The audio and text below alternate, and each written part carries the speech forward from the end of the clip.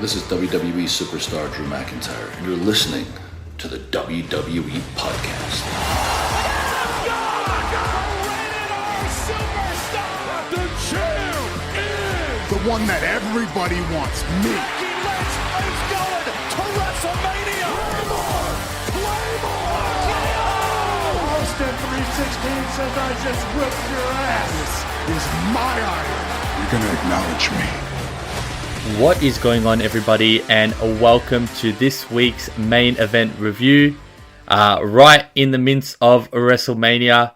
And I know this is not a WrestleMania show, but lots to cover regarding WrestleMania, going through probably all my predictions. But first, we will start with main event, I promise, with the two matches that occurred the last Raw before going into WrestleMania 2. So I guess we'll review that and then go into what happened at WrestleMania, my opinions, my takes, but also looking on the predictions that I've also made as well. I think from memory, I got 8 out of 12. So 4 predictions incorrect. And then I guess 1 doesn't count, but I'll get to that. But most of the stuff that I did predict happened, which was good. But again, a lot of things that I got wrong too, but we'll keep that for later on the show. We will start with main event as mentioned, and with the first match being Maxine Dupree taking on Zoe Stark. So last week, Maxine Dupree obviously lost to Shayna Baszler. This time, Maxine Dupree does get the victory here, beating Zoe Stark in a roll-up. Zoe Stark had control of the whole match, and then Maxine Dupree managed to swing some momentum and then get the win with a roll-up here. Which did nothing for her WrestleMania stakes, but it's great to see Maxine Dupree getting some singles matches on main event. Hopefully that kind of transitions into Raw and SmackDown as well.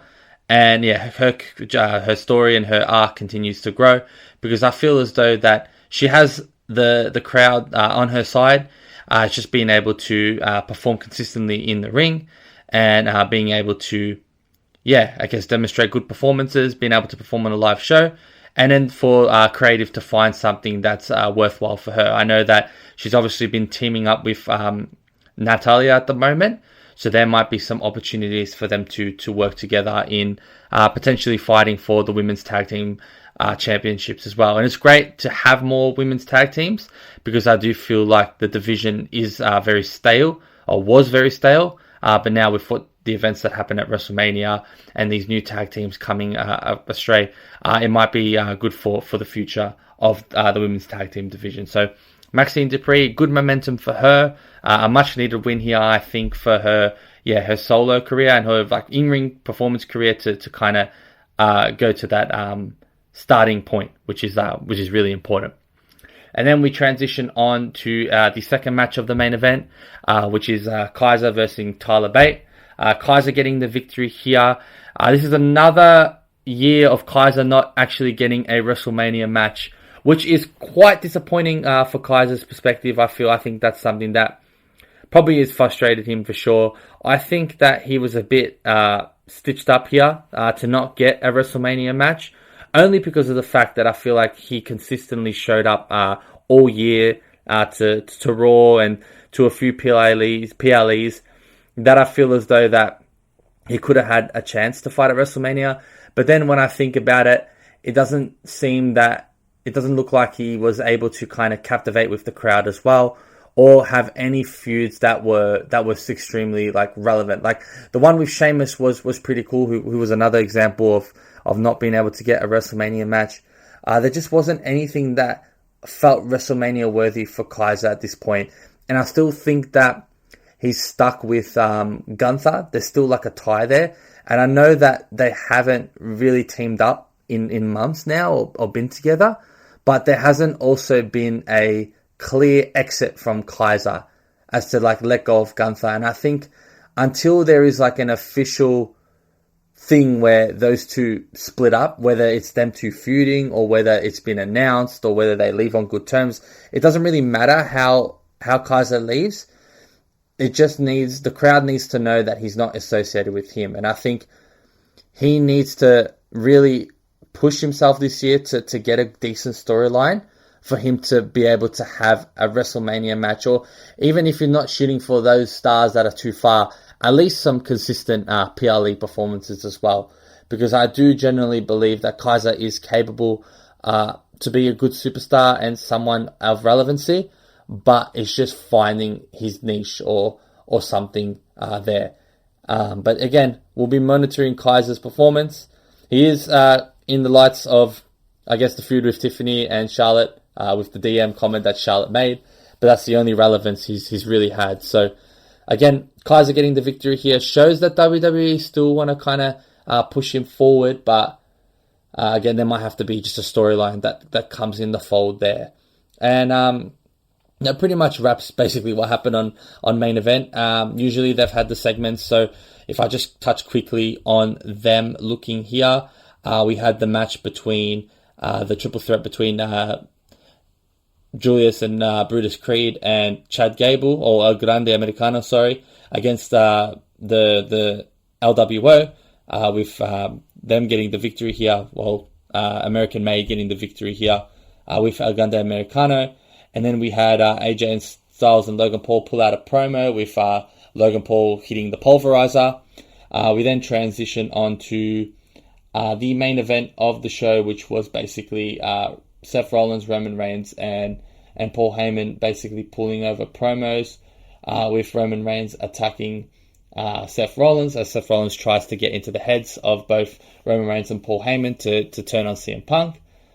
He gets attacked, CM Punk also gets attacked, and Paul Heyman gets pushed to the floor by Roman Reigns too, obviously not being happy with what happened. But we'll touch on everything that happened at WrestleMania because that's completely old news. I'm going to do a quick kind of recap of what happened in WrestleMania and give my opinion. For me, day one was quite dead, if I'm honest, despite the main event. The main event was very good, and I'll basically break it down from the start. So the first match we had was with Jey Uso and Gunther. I did say I wanted Gunther to win, but I did predict Jey Uso. So Jey Uso did get the victory here via the sleeper, which Gunther literally tapped out in like 2 seconds, which was very surprising and very disappointing for that to be booked there. I think it was fine for Jey Uso to win. Obviously, I wanted Gunther to win, but it was fine for that to happen, to get the yeet moment, everything. But I just didn't like the fact that they made Gunther look so weak with Jey Uso putting him in a sleeper. Now, I would have much preferred Gunther to pass out instead of just tapping out in 5 seconds. Hopefully, that doesn't diminish his character, but it definitely made him look very, very weak, which is something that Gunther is most definitely not. He's someone that is a powerful presence, and that should have remained consistent in this loss. But again, this obviously pushes Jey Uso. This gives everyone the feel-good yeet moment. And now the pressure's on Jey Uso to have a decent title run here, because I think it's important for him to kind of win the fans over and really show that he's able to maintain the title. Because let's be honest, he did deserve it in sense of building his character up. But the way he's won it here, building up the story, him in ring, his personality, I don't think he deserved the title for that, if that makes sense. But, you know, he's got a chance here to prove us wrong, and he finally does get a world title, which, yeah, again, I don't say he deserves building up onto WrestleMania, but as a whole singles career from being part of the bloodline to now, he does deserve a bit of gold around his waist. So, not trying to get that confused. But again, Jey Uso really needs to show and to back this momentum that WWE is giving him. Forced momentum, but again, momentum is momentum there.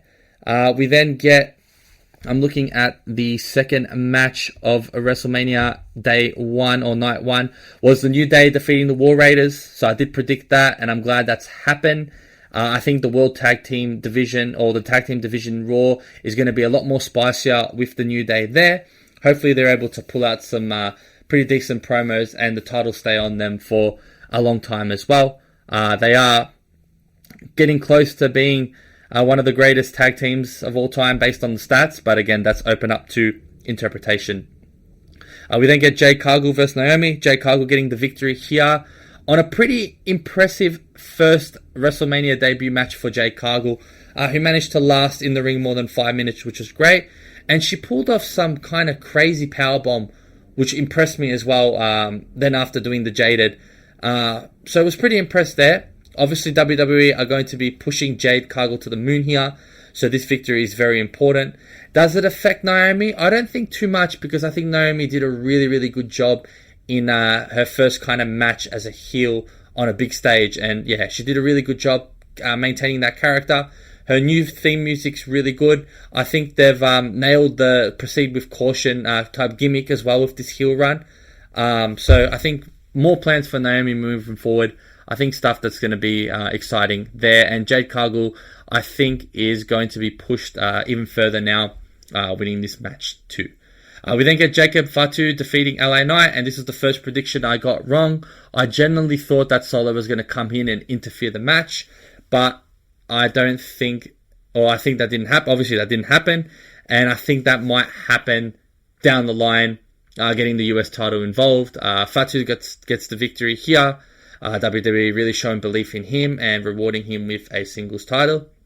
As for LA Knight, it's really hard to say at the moment, but I still feel like he deserves to be pushed up into the World Championship conversations. But again, that's something we'll have to wait and see for what happens there. Maybe they'll get a rematch, maybe not. Again, Fatu getting the victory here. I'm not mad about it at all. He was the favorite going in. I just, again, thought that Solo was going to interfere with the match there. But again, happily wrong.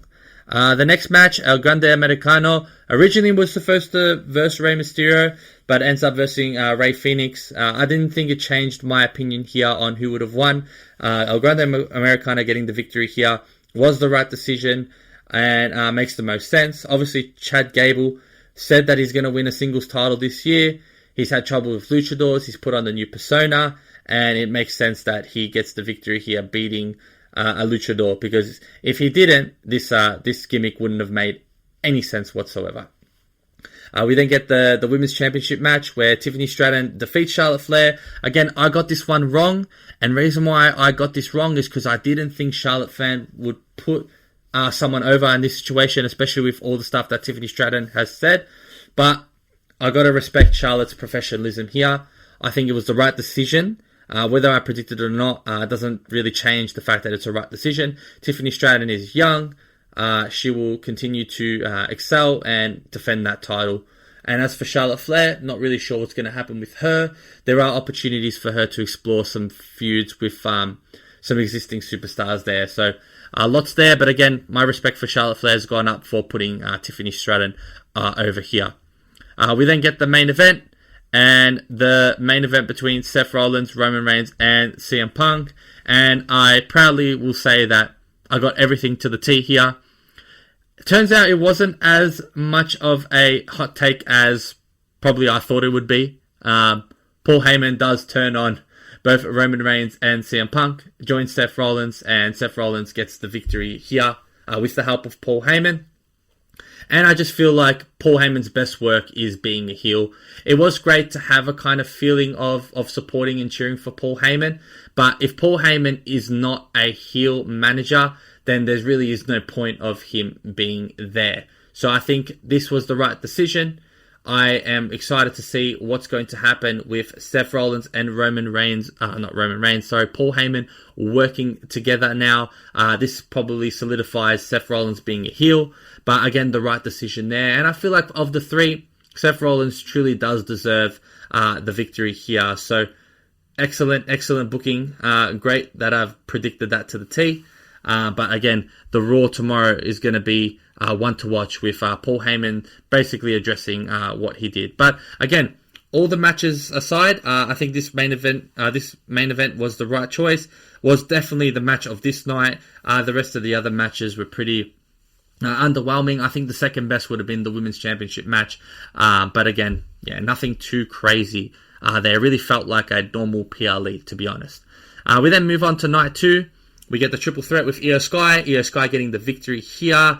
I also predicted that to be correct, and it made the most sense. I did put a decent bet there and won some good money from that too, as the bookies were favouring Bianca Belair. So happy with that. But again, makes the most sense, especially considering that Bianca Belair and Rhea Ripley were basically feuding with each other the whole time, casting away Io Sky. Io Sky getting the victory just solidified basically the fact that I guess she was not to be, dismissed or to be undervalued or to be looked over. So Io Sky getting the victory here makes complete sense, and I'm excited to see what they're going to do with her moving forward. This match was really, really good as well. They work really well together, the three. There was some great chemistry. So all in all, a really good match. We then had the Sin City Street Fight.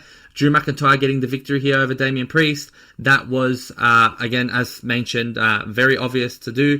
Drew McIntyre is going to be a lot of plans for him moving forward. I don't think it affects Damian Priest too much, but again, it's going to be interesting to see who he's going to feud with moving forward. I think it was a clear victory here. Some of the spots were really good as well. I really liked the table hits. Damian Priest took some really good spots there, getting hit off the table. And an overall pretty good match. We then get the Fatal 4-Way for the Intercontinental Championship match. And I kind of regret saying that Bron Breakker was going to win. Because I think all the stars aligned for Dominic to get the victory here.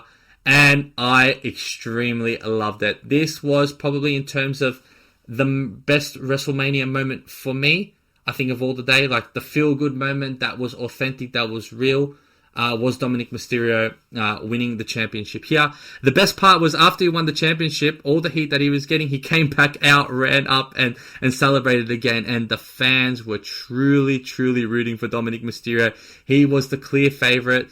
He was the clear one that was getting the most crowd noise and reactions. Everyone was rooting for him. And while watching this, if I didn't have my prediction and a few bets on Bron Breakker, I would have really supported Dominic Mysterio more here, because it did feel like he deserved it, and it was probably the right choice too.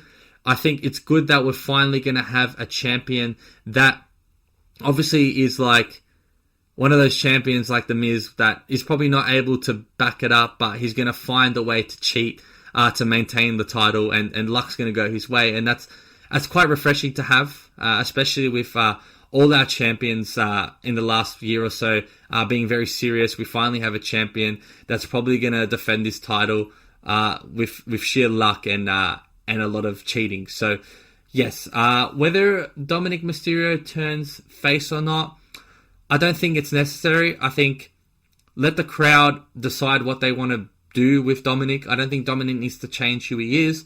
Whether they like it, whether they don't like it, that's something for us to kind of, or the fans to kind of make. And I guess with that, I do just hope that he's able to pull promos now in ring. I think people are getting tired of booing Dom. I don't think it's necessary in this case. I think he certainly won a lot of fans winning the match here. But again, as for Bron Breakker, I think that pushes him up to World Heavyweight Championship conversations and potential chances to win world titles there. It makes the most sense. If they were going to drop the title on his first WrestleMania, they obviously have bigger plans for him. As for Finn Balor's obviously going to feud with Dominic Mysterio, so that will be interesting. And not sure what they're going to do with Penta. I think Penta might be involved, but again, Penta's new, so not really too worried for Penta there. We then get Randy Orton coming into the ring, who is looking for a WrestleMania opponent. And safe to say that I said his name, and he appeared. Joe Hendry appeared at WrestleMania and took on Randy Orton, and I was so happy. You can probably tell by the expression of my voice. I was extremely happy that they pulled the trigger and they got Joe Hendry onto WrestleMania in his WrestleMania debut against Randy Orton. Nothing bigger than that for a person that's debuting. And TNA got a lot of new fans for sure, being exposed to 80,000 in person and probably over millions around the world. So this was great. Randy Orton obviously getting the victory here, but it wasn't about that. It was about Joe Hendry coming in, showing that there is going to be a potential chance for him to be a WWE superstar, but also for Randy Orton to get his 20th WrestleMania victory. And I do feel for Orton not being able to have the match of his dreams or something that was worthwhile. But again, John Cena's around, Cody Rhodes is around. There's definitely going to be time for Randy Orton to do stuff significant. He gets his 20th WrestleMania win while elevating Joe Hendry, who got a really, really good pop as well, which was great to see. I was extremely happy that Joe Hendry was there. I said his name and he appeared. And yeah, I do believe in Joe Hendry, and I believe one day he will be in a WWE ring for the foreseeable future and permanently as well, I hope. We then get Logan Paul against AJ Styles. As predicted, Logan Paul getting the victory here. This is the pass the torch moment. What I didn't predict was that Karrion Kross was going to come and interfere the match. I've mentioned Karrion Kross last week. I do hope that WWE pushes him. And I'm glad that he did get some sort of exposure to WrestleMania being involved in this. So we'll have to wait and see what happens with him. I suppose that he's going to be feuding with AJ Styles. But again, we'll have to wait and see there. We then get the tag team title match. Originally, it was meant to be Lyra Valkyria and Bayley. And I got to say, I think WWE did a really bad job in this. I don't think it was fair to cut Bayley off the match. I think that was quite disrespectful. I do understand that it was destined for Becky Lynch to come. And it probably made more sense to Irish women teaming up. And it was a great return for her. But the way they did Bayley like that, I just felt so dirty and so unfair. And I think the way that they're treating Bayley here is a bit sad, given that she is still a legend. She's won multiple titles. She's done so much for the company. It is a shame. And that definitely would have changed my tip, to be honest, on who was going to win this, especially if I knew that Becky Lynch was going to be here. So yeah, the titles getting changed over to Lyra and Becky makes a lot of sense. Liv Morgan and Raquel Rodriguez taking the loss here. Hopefully Bayley gets involved somehow with this, because I think this is a good way to move her into a heel and make her interesting. But again, Lyra and Becky, with Lyra holding 2 titles, which is what a year that she's had. Well, first kind of full year that she's had with her debut WrestleMania, getting a victory and also getting another title to her waist. So awesome to see there. Again, as mentioned with Maxine Dupree and Natalya at the start of the show, hopefully the women's tag team division ramps up a bit from here. And then we get, I've got to mention this first, Stone Cold making a return here with the buggy. That was hilarious. And honestly, the way he was driving it, I had a feeling that he was going to crash. I just didn't know why. Maybe I spoke it to existence, but it just felt as though something bad was going to happen with the buggy. And then I did see on Matt's Twitter that he actually tried to go up the ramp and failed miserably. So all I hope from this is that he wasn't under the influence of alcohol before riding the buggy, because if that's the case, then I think WWE is going to be in big trouble. In regards to that girl, I don't think anything happened too bad. I think she's milking it. Maybe she's hurt. I haven't seen news on anything. So if I haven't seen anything and it ends up that she was seriously injured or stuff, I do apologize for this take, but I definitely feel like she's just milking this for a potential lawsuit to get some money. The fact that Nick Khan came out made it concerning. I did feel for Steve Austin, because he obviously felt bad, and it's hard to, when that happens, to kind of try and stay professional. But again, the whole thing was just, to me, was funny. If that girl was not injured, if that lady's not injured, I did find it quite funny. It just felt as though that he was going to muck it up. I just hope that he wasn't under the influence of alcohol when this occurred, because I think that would be a lot of trouble for WWE, and a lot of millions would be lost there. But then we transfer into the main event of the show, and we get the match between Cody Rhodes and John Cena. And all I gotta say is, screw you, Rock. The Rock ruined this for me. John Cena getting the victory here, obviously, with hitting Cody Rhodes in the nuts and smashing him with the title. Quite similar to what he did at the Elimination Chamber. Instead of The Rock coming here, been hyping this feud with Cody Rhodes for over a year now. He sends out Travis Scott, who again has no business being there. He takes a crossroads where he deserves a chair to the face, and we don't get to see The Rock. And when John Cena pinned Cody Rhodes, I genuinely thought that Cody Rhodes was going to kick out, and that would force The Rock to come in. But we didn't get that, which is extremely disappointed. The Rock, shame on you for not coming out. Dead set, shame on you. Because all the talk that you've had hyping the match up, you didn't show up after Elimination Chamber. You didn't show up at WrestleMania. It's very disappointing. And the only way to rectify this is if John Cena comes out and explains why this isn't the case. Maybe at the point of he wants to ruin wrestling, so he wanted to ruin that experience for us, whatever it is. It doesn't excuse The Rock not being there, and it doesn't excuse just sending Travis Scott, who no one cares about, and everyone knows that he has no business being there.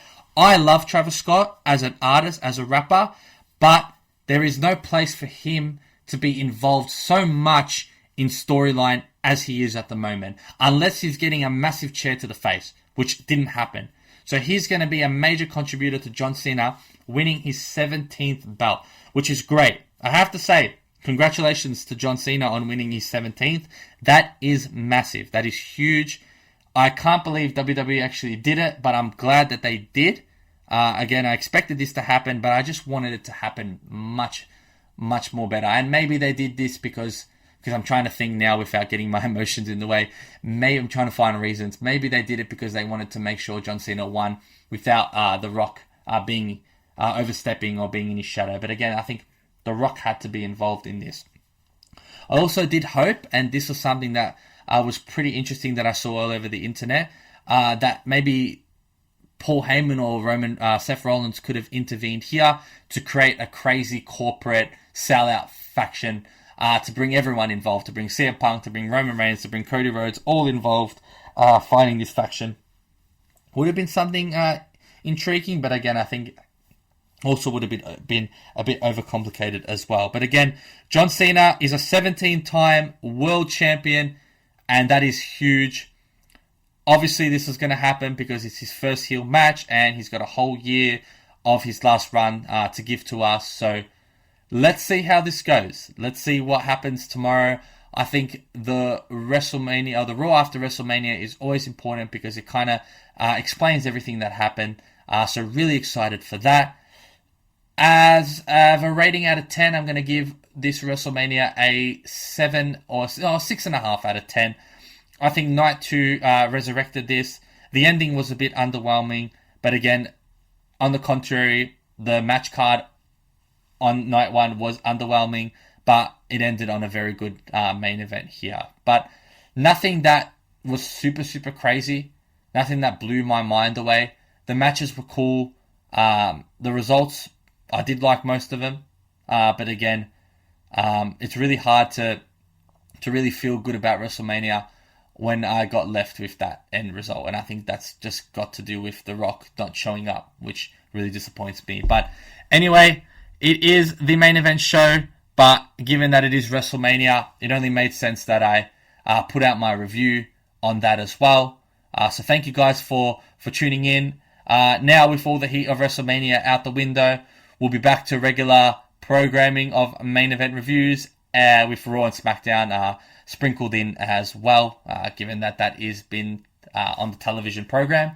But yeah, it's been your boy Daniel. I will catch you guys next week. Take care. Thanks for listening to the WWE Podcast. Don't forget to subscribe on your favorite podcast app so you don't miss a show, or head to WWEpodcast.com. And for all of these shows ad-free, head over to patreon.com/WWE Podcast. Until then, we'll see you next time.